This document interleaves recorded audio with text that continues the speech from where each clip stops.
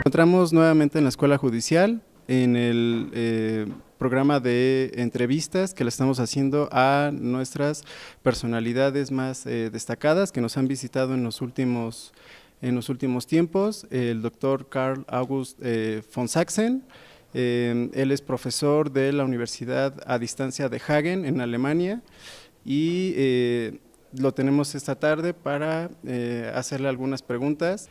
Para iniciar, doctor, nos gustaría saber cuál es la razón por la que decidió hacer del derecho su forma de vida. Bueno, es una buena pregunta. Yo siempre ya desde alumno tuve la idea de la justicia. Entonces, mi papá era ya jurista, mis dos abuelos también, y yo pensé que quiero estudiar el derecho para ayudar a que se haga la justicia. Gracias. Otra pregunta que nos parece importante que nos pueda compartir es, ¿qué tan importante considera la ética en la práctica del derecho, doctor? Pues sumamente. Si vemos la profesión de abogado, el abogado no debe ser una persona que busca solamente su propio provecho o que busque solamente el éxito fácil, sino que en derecho alemán decimos que es uno de los órganos de jurisdicción, o sea que tiene responsabilidad también para que se haga justicia, se imparta justicia. Y por eso para mí la ética es sumamente importante, la ética profesional del abogado, la ética profesional del juez, de la juez también, pero también la ética del profesor, investigador de derecho, cuando investiga la verdad o cuando trate de explicar el derecho a estudiantes, la ética es sumamente importante. Acerca de esto, doctor, por ejemplo, en Europa, sabemos que hay diversas culturas que están todos los días relacionándose, que se están comunicando. ¿Qué tan difícil es percibir, por ejemplo, la ética que se aplican los jueces en España, que aplican los jueces en Italia, en Francia y, por supuesto, en Alemania? ¿Cómo lo pueden homologar? ¿Cómo lo pueden hacer mucho más asequible a las personas? O sea, que haya como un entendimiento generalizado de valores éticos en la Unión Europea. Bueno, pues claro que cada país tiene su propia cultura, sus tradiciones. Si uno lee las sentencias alemanas, son muy largas, muchos argumentos, se cita doctrina. En Francia está prohibido citar doctrina, las sentencias son sumamente breves. Ningún ciudadano comprende la sentencia porque son demasiado cortas, se tiene que recurrir a lo que el Ministerio Público solicitó para ver los argumentos. O sea, ya desde el punto de vista de argumentación es muy diferente. En cuanto a la ética, yo creo que los jueces en Europa tienen una similar idea de ética.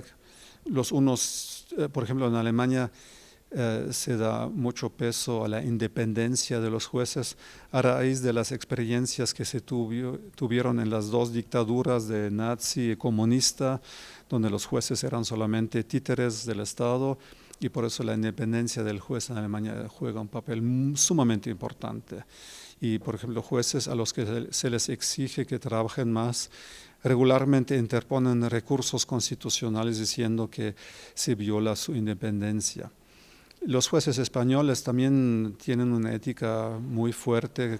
Se ve en el caso de Baltasar Garzón, que hasta estaba tratando de sentenciar a Pinochet, ¿no? O sea que yo creo que y lo que fortalece también esa ética es la Corte Europea de Derechos Humanos, que formula pues líneas generales sobre la conducta de jueces. Muchas gracias. Ahora quisiera pasar a, usted nos comentó que había nacido en el año de 1958, ¿verdad? Desde ese entonces, no quiero decir que sea muy grande, pero simplemente tiene muchísima experiencia que nos podría compartir. sobre cómo ha evolucionado el derecho. O sea, indudablemente yo podría incluso sugerirle algunos momentos que me parecen desde mi perspectiva importantes, por ejemplo, en esta era de Facebook, Twitter, ¿no? Desde la caída del muro de Berlín, desde, ¿cómo se llama? Los movimientos estudiantiles, por ejemplo, en el 68, en diversas partes del mundo. ¿Usted cómo ha percibido este cambio en la impartición de justicia alrededor del mundo, doctor? Bueno, es una pregunta muy difícil, como yo no vivo en todo el mundo y bueno, yo me dedico a la investigación en el área del derecho civil internacional, privado y comparado, procesal civil, o sea, yo solamente puedo hablar de ese campo y es muy difícil. Digamos, obviamente hay una cierta tendencia a fortalecer los derechos del individuo, a veces en exceso, en detrimento de la comunidad, ¿no? Eso es una cosa, obviamente hay tendencias modernas, por ejemplo, si hablamos más técnicamente, en derecho de obligaciones extracontractuales, antes siempre responsabilidad exigía culpa.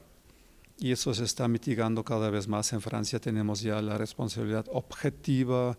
En Alemania hay todavía la responsabilidad por culpa, pero con una cierta objetivización. Es una de las tendencias, ¿no?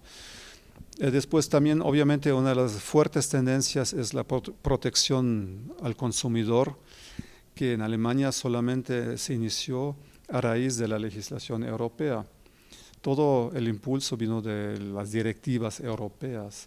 Y pues ya muchos privatistas están quejándose de que la idea del contrato como algo que es negociado entre las partes que se creen iguales en condiciones está casi ya abolida en campo de protección del consumidor porque es una protección excesiva del consumidor. Por ejemplo, si yo como profesor en derecho hago un contrato sobre algo que adquiero para mi uso personal, tengo la misma protección contra condiciones generales de contratación que una persona que solamente tuvo educación primaria, ¿no? Y eso creo que es un poco desproporcionado. Una herramienta para los jueces durante su educación como juristas. También aquí diferentes partes. Parte 1, en el estudio de derecho en las universidades, yo creo que en los sistemas románicos falta un poco la educación a la autorreflexión, o sea, a no aprender de memoria lo que el profesor o la profesora les está enseñando, sino es mejor aprender a pensar. Es lo que tratamos en Alemania, aprender a reflexionar. Y para eso muy útil es el derecho comparado, que debería de ser imperativo en toda la enseñanza de derecho, porque así se ve que la solución que el propio derecho prevé no es la única posible, que hay otras que también pueden ser buenas o hasta mejores.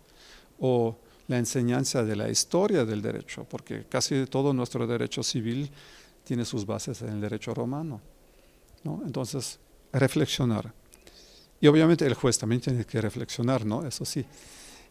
Lo que en la instrucción del juez yo creo es muy importante enseñarle que el juez imparte justicia, pero no como un Dios, sino que él sigue siendo un ciudadano como los demás, que tiene una instrucción y una obligación especial, nada más.